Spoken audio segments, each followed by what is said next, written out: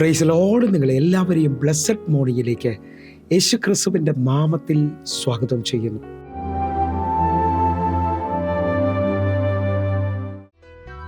വാഗ്ദത്തം ചെയ്തവൻ വാക്കുമാറുമോ?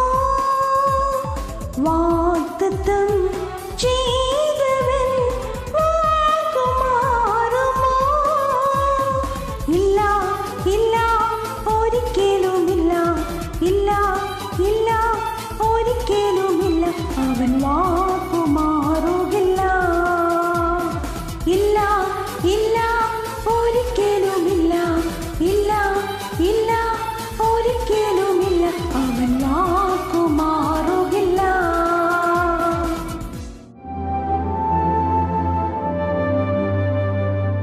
പ്രിയരെ, അനുഗ്രഹിക്കപ്പെട്ട ഒരു പ്രഭാതം കൂടെ നമ്മുടെ ജീവിതത്തിൽ അനുവദിച്ചു തന്ന വലിയവനായ ദൈവത്തെ നമുക്ക് ഒരുമിച്ച് ചേർന്ന് നന്ദി പറയാം. എത്ര പറയും, ഞാൻ മിമ്മവല്ല, എൻ്റെ ദൈവം എന്നെ നിർത്തിയതാണ്. ഒന്നുകൂടെ പറഞ്ഞു കഴിഞ്ഞാൽ 2025 നവംബർ മാസം 10-ാം തീയതി വരെയും എന്നെയും എൻ്റെ കുടുംബത്തെയും കണ്ണിലെ കൃഷ്ണമണി പോലെ സൂക്ഷിക്കുകയും വിടുവിക്കുകയും ചെയ്ത വലിയവനായ ദൈവത്തിന് നന്ദി പറഞ്ഞുകൊണ്ട് ഈ പ്രഭാത ചിന്തയിലേക്ക് നമുക്ക് ഒരുമിച്ച് അടുത്തു വരാം.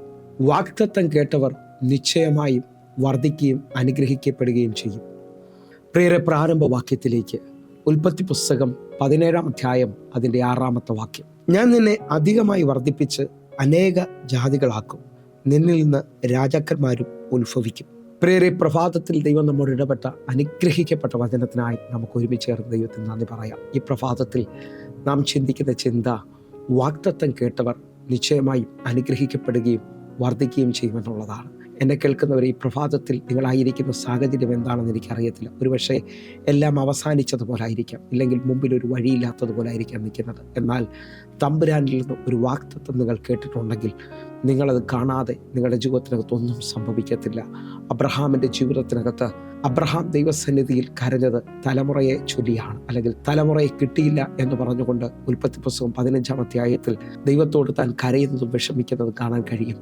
എൻ്റെ അവകാശി എലിയാസറാണ് എന്ന് പറഞ്ഞുകൊണ്ട്. എന്നാൽ സർവശക്തനായ ദൈവം എൽഷദായി അബ്രഹാമിൻ്റെ മുമ്പിലേക്ക് ഇറങ്ങി വന്ന് പറയുകയാണ്, ഞാൻ നിന്നെ അധികമായി വർദ്ധിപ്പിക്കും, അനേക ജാതികളാക്കും, നിന്നിൽ നിന്ന് രാജാക്കന്മാർ ഉത്ഭവിക്കും. പ്രിയരെ, ഒരു സാധ്യതയില്ലാത്ത, തൻ്റെ ശരീരം നിർജീവമായെന്നും തൻ്റെ ഭാര്യ സാറയുടെ ഗർഭപാത്രം നിർജീവത്വം ഗ്രഹിച്ചിട്ടും ഇതാ ദൈവം തൻ്റെ വാഗ്ദത്തത്തിന് മുമ്പിൽ ഇറങ്ങി വരികയാണ്. ദൈവം പറയുകയാണ്, ഞാൻ നിന്നെ വർദ്ധിപ്പിക്കും, ഞാൻ നിന്നെ വലിയ ജാതികളാക്കും, നിന്നിൽ നിന്ന് രാജാക്കന്മാർ ഉത്ഭവിക്കും. നിങ്ങൾ വിശ്വസിക്കുന്നവരാണെങ്കിൽ, നിങ്ങൾ വാഗ്ദത്തം കേട്ടവരാണെങ്കിൽ, നിങ്ങൾ അനുഗ്രഹിക്കപ്പെടാൻ പോവുകയാണ്, നിങ്ങൾ വർദ്ധിക്കാൻ പോവുകയാണ്. ഒന്നുകൂടെ നിങ്ങൾ ശ്രദ്ധിച്ചു കഴിഞ്ഞാൽ, അടുത്ത തലമുറയായ ഇസഹാക്ക് ക്ഷാമത്തിൽ ദേശം വിട്ട് ഓടിപ്പോകാൻ നിൽക്കുമ്പോൾ ദൈവം ഇസഹാക്കിൻ്റെ മുമ്പിൽ പ്രത്യക്ഷപ്പെടുന്നത് കാണാൻ പറ്റും.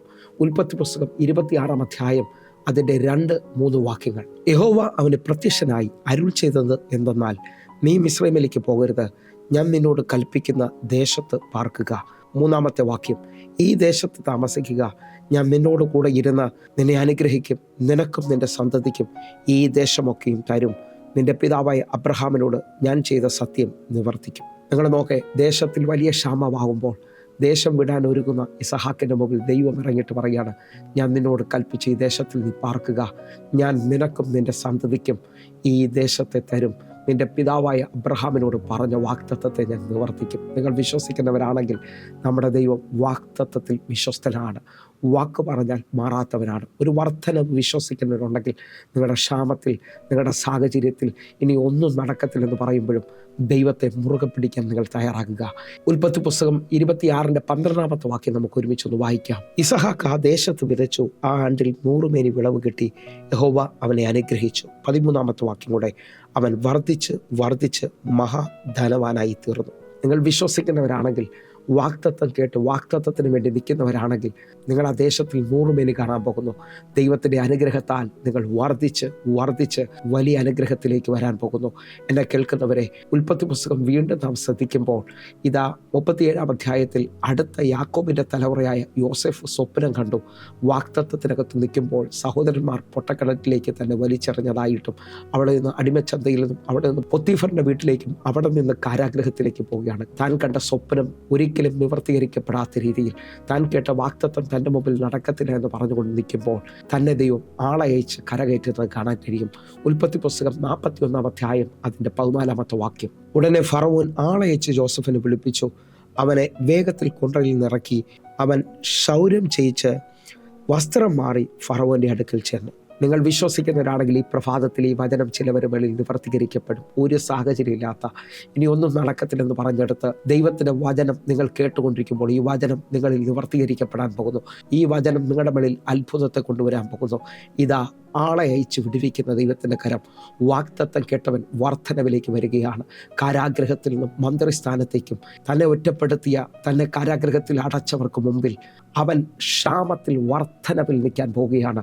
അവർക്കും കൂടെ അവനൊരു അനുഗ്രഹമായി മാറാൻ പോകുന്നു. നിങ്ങളുടെ ജീവിതത്തിനകത്ത് നിങ്ങളുടെ വഴി അടച്ച, നിങ്ങളുടെ മുമ്പോട്ട് പോകാൻ പറ്റത്തില്ലെന്ന് പറഞ്ഞ എല്ലാ മേഖലയിലും നിങ്ങളൊരു അനുഗ്രഹമായി തീരാൻ പോവുകയാണ്. ഞാൻ ഒന്നുകൂടെ ഒന്ന് വിളിച്ചു പറയാം. വാഗ്ദത്തമുള്ളവനെ ഹെരോദാവിൻ്റെ കാരാഗ്രഹത്തിൽ അടയ്ക്കാൻ കഴിയത്തില്ല. അവൻ പുറത്തു വരും നിശ്ചയം. വാഗ്ദത്തമുള്ളവനെ അപ്പനോ അവൻ്റെ സഹോദരന്മാർക്കോ കാട്ടിനകത്ത് ഒതുക്കാൻ പറ്റത്തില്ല. ആരാധിച്ചുകൊണ്ട് അവൻ കൊട്ടാരത്തിലേക്ക് കാൽവയ്ക്കും.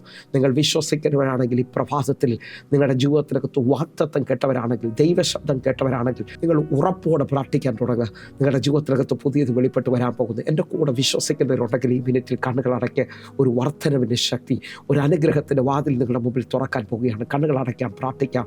ഞങ്ങളെ സ്നേഹിക്കുന്ന ഞങ്ങളുടെ നല്ല ദൈവമേ, പൂർണ്ണ ഹൃദയത്തോടെ ഞാൻ ഈ ജനത്തിന് വേണ്ടി പ്രാർത്ഥിക്കുന്നു. വലിയ വർധനവ്, വലിയ നന്മ ഇവർ കണ്ടു തുടങ്ങട്ടെ. യേശുവിൻ്റെ നാമത്തിൽ ഞാൻ പ്രാർത്ഥിക്കുന്നു. ഈ പ്രഭാതം അനുഗ്രഹത്തിൻ്റെ പ്രഭാതമാണ്. ഈ പ്രഭാതം വിടുതലിൻ്റെ പ്രഭാതമാണ്. സ്വർഗം അത് ചെയ്തതിനായി നന്ദി. ആമേൻ, ആമേൻ. പ്രിയരെ, പ്രഭാത സന്ദേശം നിങ്ങൾക്ക് അനുഗ്രഹമാകുന്നുവെങ്കിൽ നമ്മുടെ യൂട്യൂബ് ചാനൽ സബ്സ്ക്രൈബ് ചെയ്യും, ഫേസ്ബുക്കിലേക്ക് നിങ്ങൾ ജോയിൻ ചെയ്യുകയും ചെയ്യണമെന്ന് ഓർപ്പിക്കുന്നു. അതേപോലെ തന്നെ എല്ലാ ദിവസവും വൈകിട്ട് 6 മണിക്ക് നമുക്ക് സൂമിൽ ആരാധന നടക്കുന്നു. നിങ്ങളും ജോയിൻ ചെയ്യണമെന്ന് ഓർപ്പിക്കുന്നു. കർത്താവിൻ്റെ വലിയ കരം നിങ്ങൾക്ക് വേണ്ടി വെളിപ്പെടുമാറാകട്ടെ. God bless you. ആമേൻ.